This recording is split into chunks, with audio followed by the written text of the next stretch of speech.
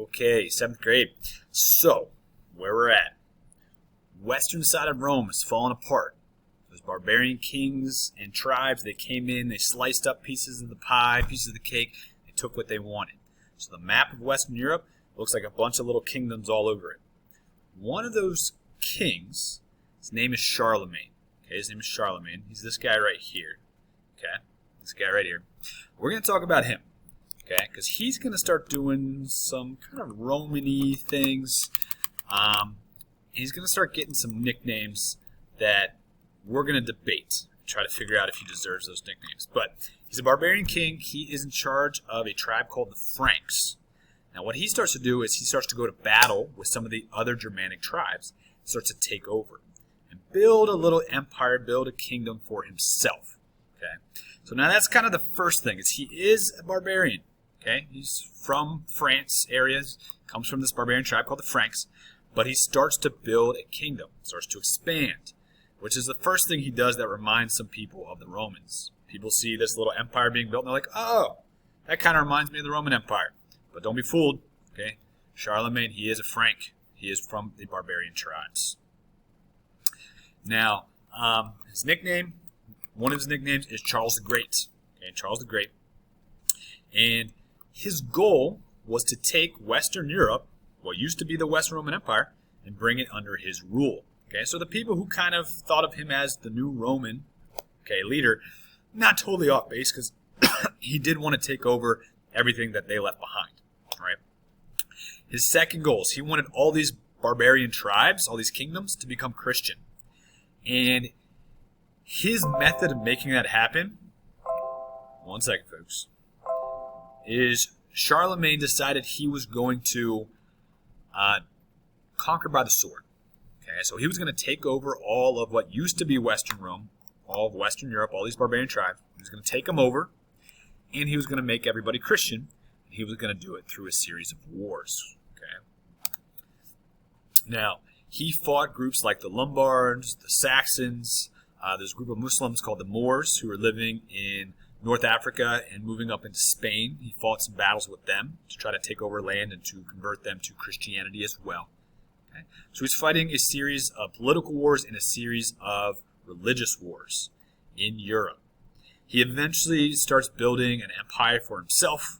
Okay, so he starts in this area, okay, and eventually starts to conquer all these Germanic tribes and add to his land. Okay, add to his land. Takes over a lot of Italy, parts of Spain, most of France. Okay. On Christmas Day in the year 800, Charlemagne goes to church in Rome. He goes to St. Peter's Church. Sits down for the church service, okay, just like normal Christmas Day service. And when the religious ceremony was over, the Pope, remember the leader of the church in the Middle Ages, comes over and puts a crown on Charlemagne's head and says, Charlemagne, I now declare you the new Roman Emperor. Now, some people thought Charlemagne was coming in to restore Rome. Because remember, he's taking over Western Europe. He's starting to conquer the tribes and basically build his own little empire.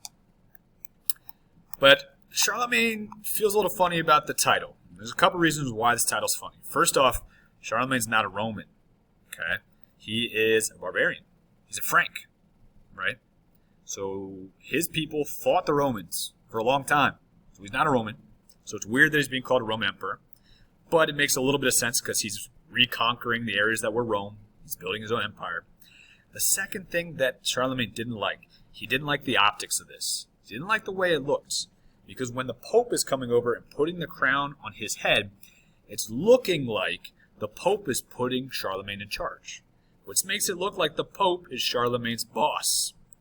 Now Charlemagne, he does not want people to think that the Pope is his boss. He wants people to believe that his power comes from God. Charlemagne wants people to believe that, hey, God put me in charge, and that's why I'm king. That's why Charlemagne's king. He doesn't want people to think that the Pope put him there. So Charlemagne already has an issue with this new nickname, the new Holy Roman Emperor. He doesn't like it. Here's an artist painting, okay, of this kind of, ceremony or this event. Obviously, he lets the Pope put the crown on his head. I mean, what's he going to do? This is the leader of the church, right? The most important person in Christianity at the time. It's going to be awkward. It's going to be rude. It's going to be weird if he refuses. Okay, it's going to cause a lot of issues. So he lets it happen. Let's say he's not okay with it, but he lets it happen. Now, Charlemagne did have a decent relationship with the church. In fact, the church helped him out with a lot of things. For one thing, the church did keep official records for Charlemagne. They wrote things down for him. In turn, he also basically said, hey, anybody who's disloyal to the bishops or the Pope or the church leadership, they're disloyal to me. So if anybody went against the church, they had to answer to Charlemagne and his armies. Okay, so people in Charlemagne's empire in Western Europe, they're going to be loyal to the church. They're going to listen to the church. Because if you disobey the church, you're going to have problems with Charlemagne. Okay, because the church was helping Charlemagne with a lot of things. Now, Charlemagne, he's a big supporter of education. He wants the people in his empire to be educated, at least the men. Okay, Charlemagne, most people in Charlemagne's time did not know how to read or write. Because when you got a couple hundred years of chaos and war, and all these tribes fighting each other, and they're fighting the Romans, people don't really have time to go to school because they're just trying to stay alive. So a lot of people in Western Europe did not know how to read and write in the Middle Ages.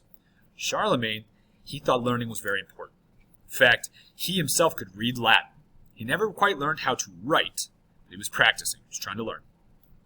But he did encourage learning. In fact, he built lots of schools. Okay, he kind of worked together with the churches to build schools. The churches would staff the schools and hire teachers, and he wanted his people, especially the boys in his empire, to grow up to be very well-educated men. He encouraged children of his government officials, his friends, to go to these schools to learn Latin, study religion, music, literature, math, and he hired scholars from all over Europe, the brightest people he could find. He brought them to his schools that he was building with the church. The scholars also, along with the teaching, they also copied down manuscripts, copied down books. They actually created and invented lowercase letters during the Middle Ages, because up to this time, when they're writing Latin like the Romans used to, it was all uppercase. But that takes up a lot of space, a lot more paper, which costs a lot of money. So to save time, to save money, they invented lowercase letters. Here we've got an artist's sketch of Charlemagne, okay, visiting one of the schools that he helped to found. Okay, and he founded many of them. Many of them. Okay. Now, folks, we are going to pause it here for a second. I'm going to bring up your project. Okay, folks, we are going to talk a little bit more about the impact that Charlemagne had. We're not done talking about him. But we have a quick project to kind of honor some of his success. Okay. Now, don't get me wrong. Charlemagne does have his criticisms. He does have his critics. Because a lot of people died because of Charlemagne. Remember, he fought a lot of religious wars. Okay, a lot of people who were not Christians or Muslims, who maybe believed in other religions, barbarian religions, they died in these wars that Charlemagne was fighting to make everybody Christian, to bring everybody into his kingdom. So he does have his critics, don't get me wrong. But there are a lot of things he did to help the Franks, to help people in his empire, to help education, to help the church. So that he also has a lot of supporters. He is going to die in the year 814. Okay? And when people die, they're often remembered at a funeral service. They're often remembered at a grave site. Okay? In Western culture, Western religion, Christianity, they're buried and then they're given a tombstone. Right? And on the tombstone, there's often a message, okay, called an epitaph. And it often goes through what they were like as a person, any things that they achieved, stuff like that, how people remember them. You're going to create an epitaph for Charlemagne, okay, for Charlemagne. So the things that your epitaph needs is you need Charlemagne's name, okay, so put his name on there, and his date of birth and his date of death. Check this out. It's already here for you, right there. Okay, so we got Charlemagne. You can put his nickname there, okay, as well. Then you need to do 6 specific things that he did, okay? 6 specific things that he did. So use the video that you're watching right now, rewind it. Use the Nearpod, okay, the notes that are on the canvas to help you out. So 6 things that he did, Then you have to show your analysis, okay, your opinion, okay, whether he was a good leader, whether he was a bad leader, was he helpful, was he not so helpful. Now, epitaphs can rhyme, so if you feel like being creative and you feel like going the extra step, feel free to rhyme this thing. But I also recognize, hey, rhyming can be pretty tough. So if you don't want to rhyme, don't worry, I'm not going to knock you or take points off if you don't. But it's there for a challenge if you want the challenge. And then you need a design or illustration, some kind of symbol, some kind of drawing. It doesn't have to be very fancy. If you're doing this digitally, it can be something you find online to represent him. Picture of Charlemagne, something that he's famous for. Okay. I